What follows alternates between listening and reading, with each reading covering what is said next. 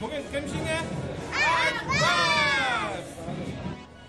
Бу атнада Ауыл хуҗалыгы министрлыгы урып җыю кампаниясына беренче нәтиҗә ясады. Әйе корылыгы, әйе гадәттән тыш хәл игълан ителде. Әмма республика үзен азык-төлек белән тәэмин итәрлек икмәк үстерә алган. ООН оешмасы хәбәр итүенчә, 2023 җәе планетада иң иссесе булып теркәлә. Температура 19 гасыр күрсәткеченнән 1 градус ярымга югары булган. Россиядә исә быелның августы тарихка иң исссе ай булып кереп калды.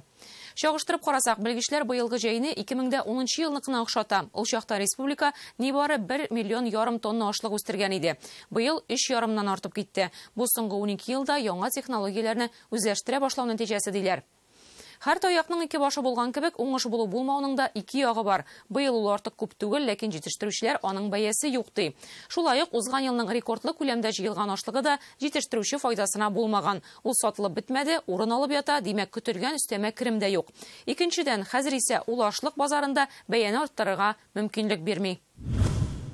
Бу будайдан башка бер нәрсә булмый, икмәктән башка. Тиешле бәя куймасалар, киләчәктә авыл хуҗалыгы вообще рухнет, тузачак. Шүпрәленең зур чынлы авылындагы ашлык амбары ул фермер Равил Бикшуровныкы. Кырлык булуга да карамастан, быел 6,5 тонна бертик җыеп алган. Узган ел сатылмый калган 1,5 тонна ята. Елда Саранск, Ульяновск, Чувашиягә илтә торган була. Хәзер алар биргән бәягә риза булмаганлыктан, соллы уңышын кая куярга белми. 21 елда саттык икмәкне 16 сум 50 тиннән. Узган ел саттык, 22 елда саттык 12 сумнан. Быел вообще килеп сырыла 100 сум 50 тиннән икмәкне үзен окупай итмәй. Будайның үз кыйммәте быел 12 сум ди фермер. Бу аны чәчү, җиргә ашлама кертү, техниканы карауга киткән чыгымнарны санасаң. Димәк, хуҗалыкка файда керсен өчен ул ким дигәндә 15 сумга сатылырга тиеш ди ул. Әмма бүген базарда тәкъдим ителгән бәя 2 тапкырга кимрәк.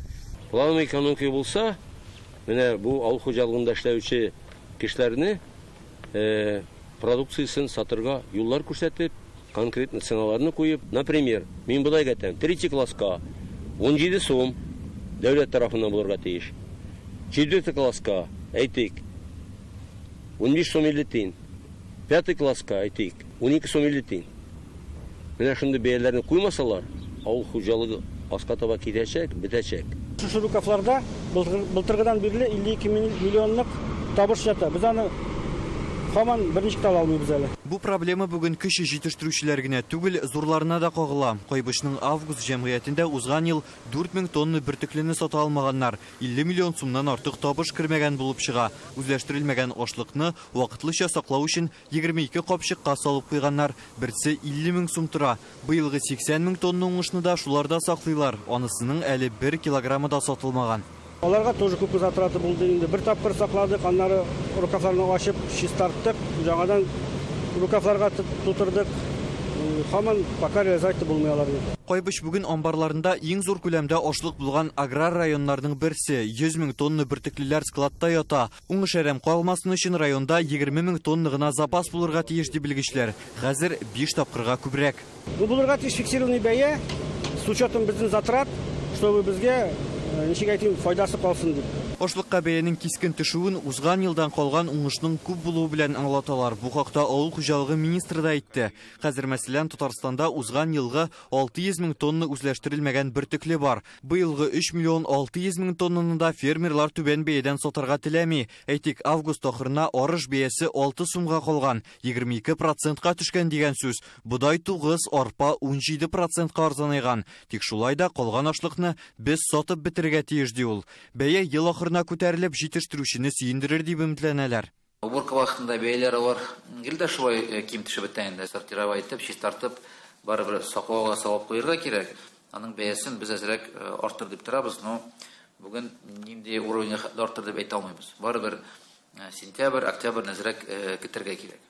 Узган елдан калган ашлыкның бер өлешен Татарстанлылар Иран, Төркия, Казакстан, Сириягә саткан. 12 миллион долларлык табыш алалар. Әмма күбрәк тә була алай диләр. Логистика белән килеп чыккан проблемалар комачаулаган. Бездәге игенне чит илгә чыгарыр өчен аны Новороссийскидагы елга портларына илтергә кирәк. Су юлы белән алып барам дисәң, килограммы өчен 6, тимер юл аша 4 сум түлисе. Әле анда 5 сум пошлина алына. Димәк, юл хакы белән 9-11 сум чыгым өстәлә. Хәзерге бөртеклеләр бәясе белән икенче кесәсенә нибары 2 сум керә.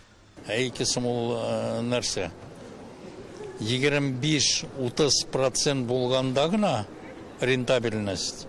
Шунда гына расширенное воспроизводство булан итәргә. Шуңа күрә бик зур проблемалар безнеке генә түгел, или безнең проблемалары. Логистиканың тагын бер ягы, ашлыкны юл чыгымы кыйммәт булуга карамастан да читкә чыгарам дисәң, республикада бер состав поезд вагоннарын бер юлы тутырып була торган элеваторлар юк. Алар тәүлегенә 1-2 вагонга гына исәпләнгән була. Димәк, ай буе көтәргә кирәк. Бу тимер юл составын тоткарлый, сатучыга моның өчен дә түлисе бар. Менә монда автотранспорт грузится, и дальше китә өстән юл өстеннән линия тимер юлга. Хәлне зөядә август агры җәмгыяте төзи торган мультимодаль логистика үзәге җиңеләйтеп җибәргә мөмкин дип ышаналар. Татарстанда аны 30 ел көткәннәр. 244 гектар мәйданны биләүче комплекс хәзер төзелеп бетү алдында тора. Ул ашлыкны КАМАЗ булсынмы, вагон, карапмы, бер урында төяү мөмкинлеге бирәчәк. Төп өстенлеге хезмәт күрсәтүнең тизлегендә. Монда ашлыкны поезд, баржаларга тутырыр өчен нибары 10 сәгать кирәк. Объектның беренче өлеше быелның ноябрендә эшли башлаячак. Очень гиперважный объект. Возможность отгрузки именно вот Тимирюл бля Суюлна снижает проблемы на Кимите, хранение проблем с Кимите.